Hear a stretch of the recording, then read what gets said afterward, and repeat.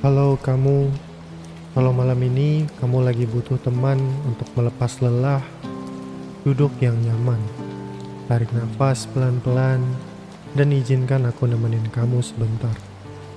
Lewat sebuah cerita yang tenang, cerita yang seperti bisikan lembut di telinga. Bukan untuk membuatmu penasaran, tapi untuk membuatmu perlahan-lahan ke tempat yang lebih damai. Judul ceritanya, warna-warna yang tersisa di ingatan.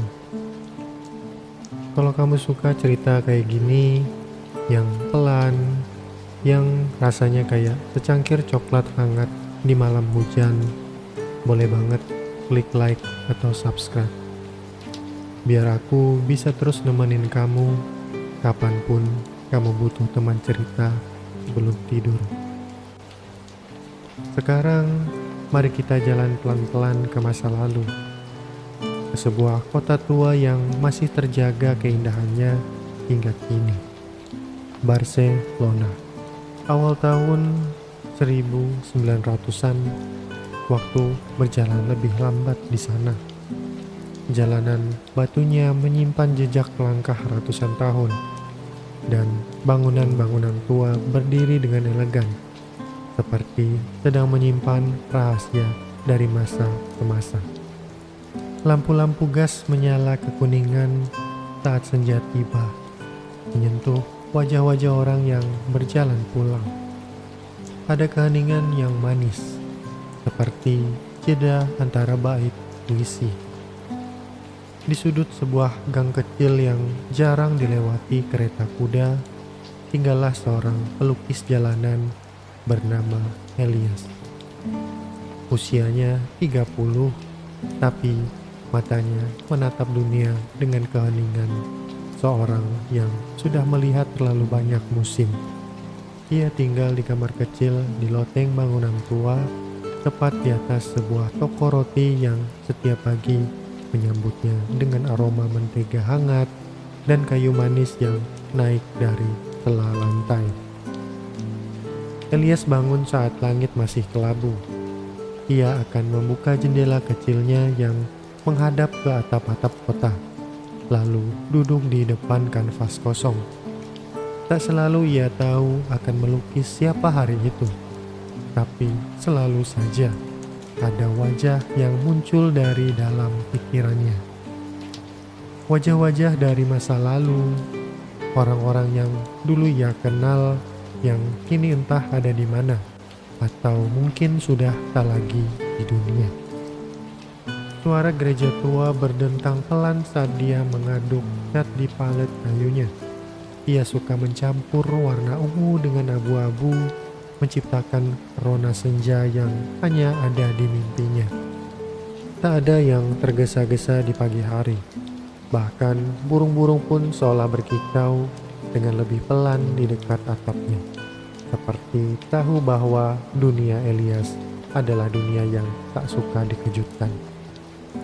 Setelah lukisan pagi selesai, ia akan melipat kursi kayunya, membawa beberapa kanvas, dan turun ke jalan. Biasanya ia duduk di Plaza Delphi, tempat di mana cahaya matahari menyelinap dari sela pepohonan dan memantul di jendela kaca gereja. Di sana ia melukis lagi, diam-diam, perlahan, wajah demi wajah yang hanya ia kenal. Wajah perempuan yang pernah duduk bersamanya di tepi pantai. Wajah kakaknya yang tertawa sambil memetik gitar. Wajah ayahnya yang selalu menatap senja seakan ada yang ingin ia ucapkan, tapi tak pernah jadi.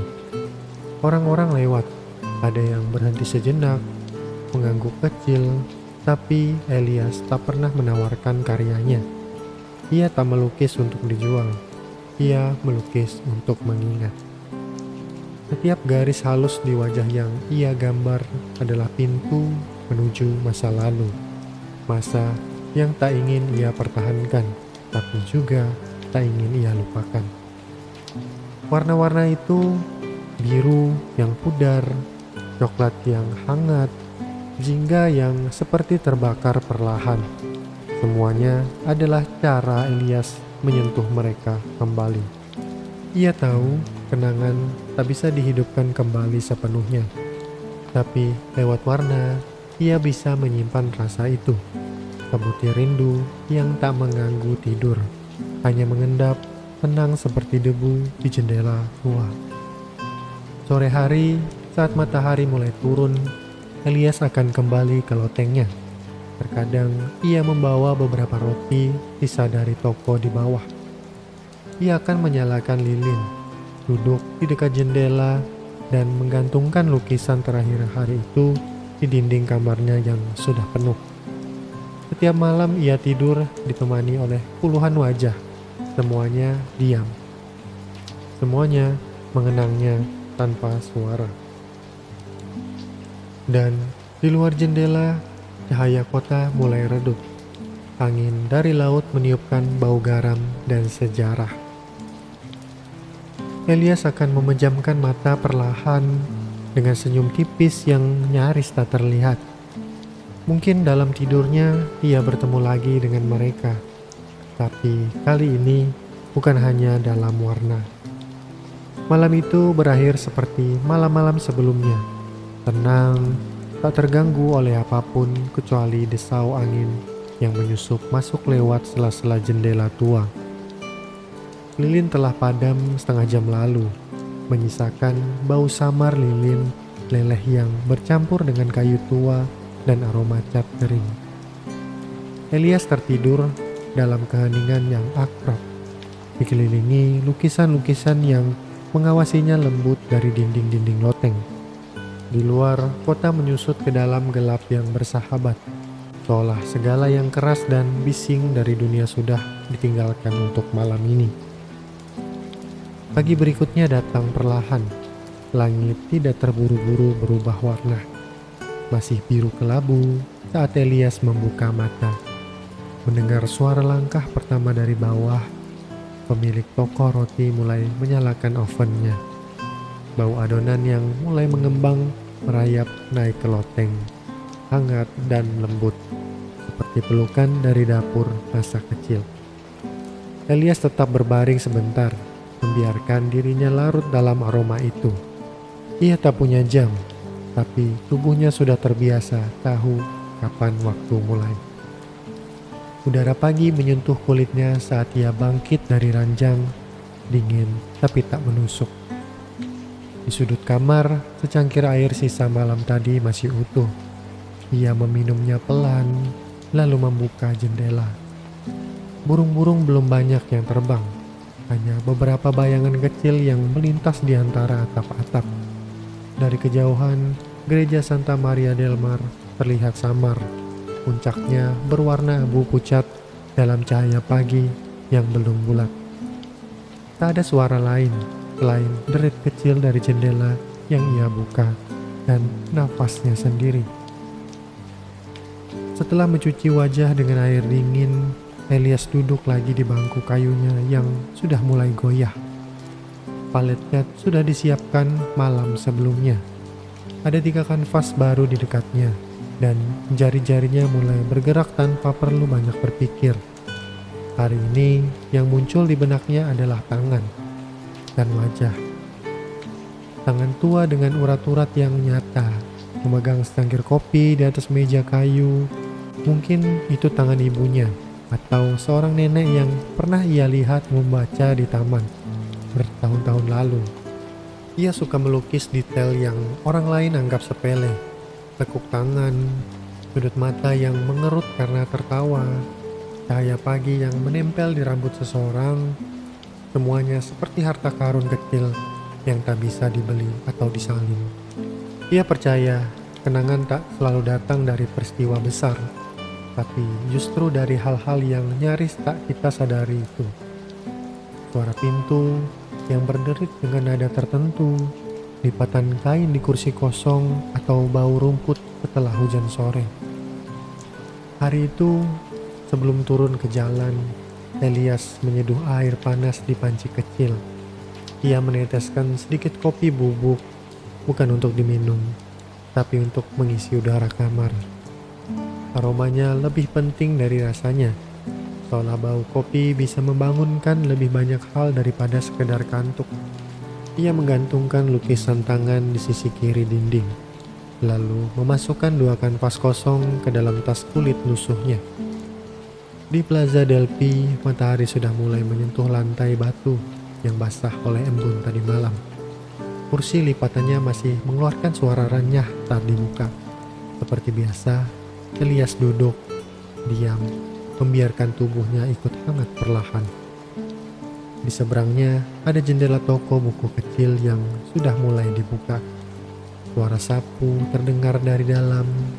Seorang wanita tua menyiram tanaman di jendela atas. Tapi Elias hanya melirik sekilas.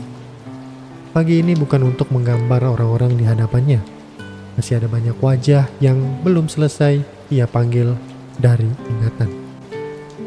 Pelan-pelan ia mulai melukis lagi.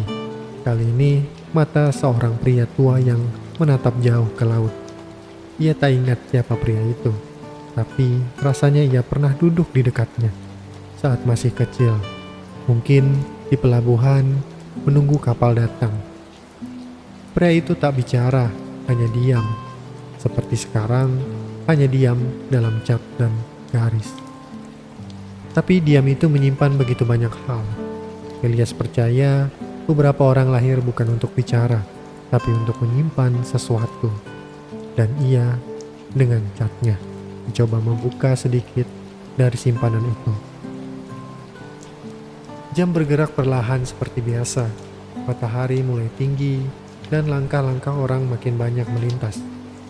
Beberapa anak kecil berlari mengejar burung merpati, sementara seorang pemuda memainkan biola dari pojok jalan. Musiknya lembut dan nyaris menyatu dengan cahaya. Elias tak menoleh, tapi ia mendengar semuanya. Suara gesekan busur, langkah-langkah sepatu kulit, dan desair angin yang menyingkap rambutnya sebentar. Hari itu ia melukis tanpa banyak bergerak, lebih banyak mengamati dan mendengar, menyimpan. Sore menjelang dan langit mulai berubah warna. Bukan jingga yang terang, tapi lebih ke abu keemasan yang seperti mengedap. Elias melipat kursinya, memasukkan lukisan setengah jadi, dan berjalan kembali ke lotengnya.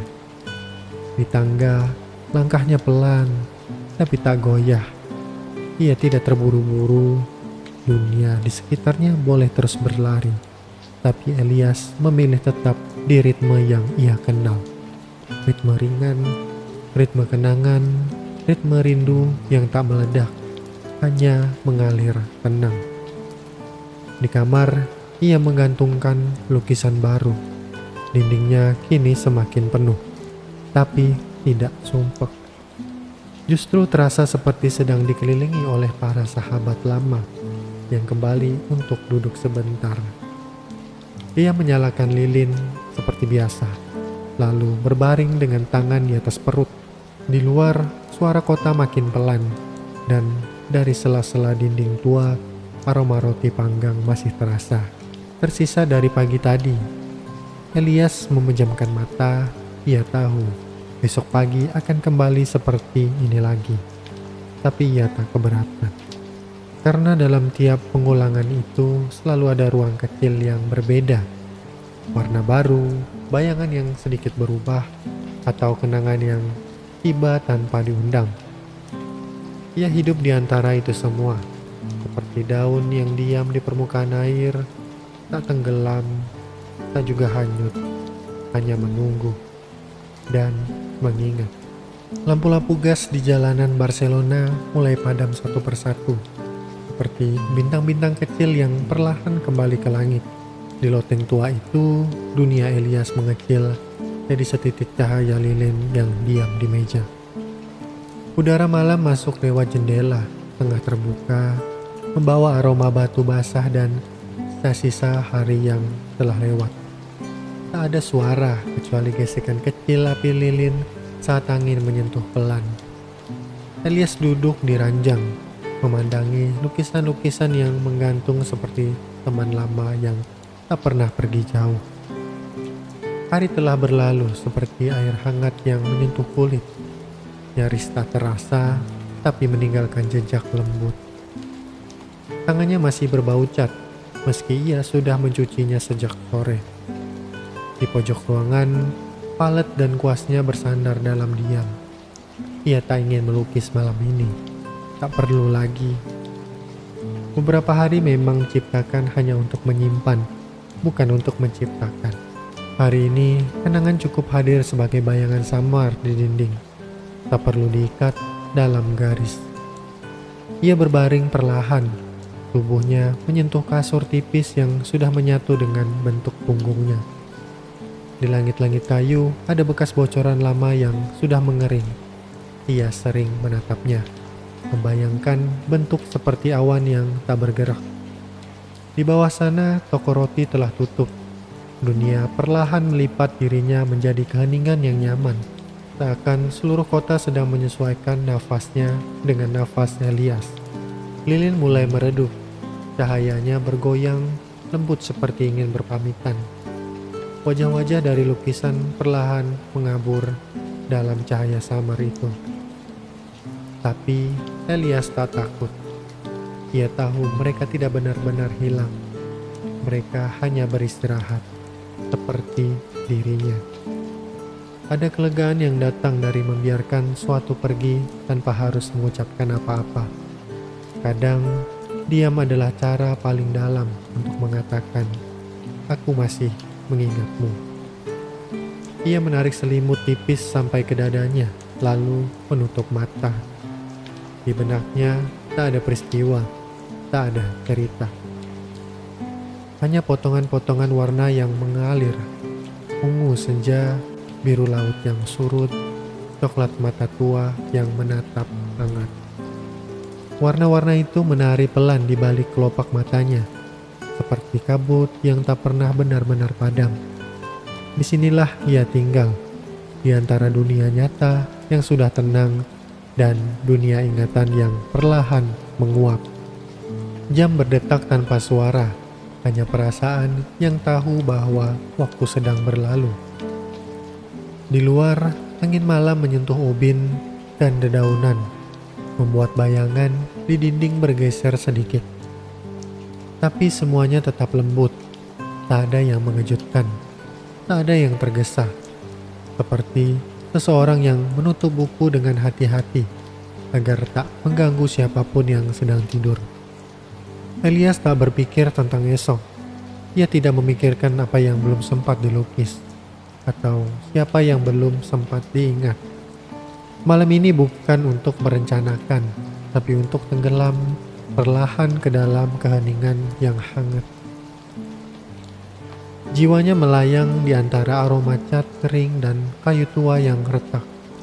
Nafasnya makin lambat, makin ringan, seperti bulu halus yang jatuh perlahan ke tanah. Dunia di dalam kamar itu mengecil sedikit demi sedikit. Lukisan-lukisan larut dalam gelap, seperti wajah-wajah yang kembali ke tempat asalnya. Elias pun menghilang dalam tidur yang dalam dan damai. Tak bermimpi, tak terganggu. Hanya nafas yang tenang dan hangat menyatu dengan malam yang memeluknya tanpa suara. Dan lilin akhirnya padam. Pelan, perlahan, seperti mata yang tertutup setelah lama menatap cahaya. Di luar sana, kota terus hidup, tapi di loteng itu, waktu berhenti sebentar. Berhenti cukup lama untuk memberi ruang bagi satu jiwa yang ingin beristirahat. Tak ada yang harus dikejar, tak ada yang harus diselesaikan. Hanya diam, hanya hangat, hanya tidur yang memeluk pelan. Dan sekarang, kalau kamu juga sudah mulai merasa tenang, biarkan cerita ini ikut menutup matanya bersamamu. Biarkan suaraku pelan-pelan hilang, seperti bayangan di dinding saat pagi datang. Selamat tidur, semoga malam ini memelukmu dengan lembut.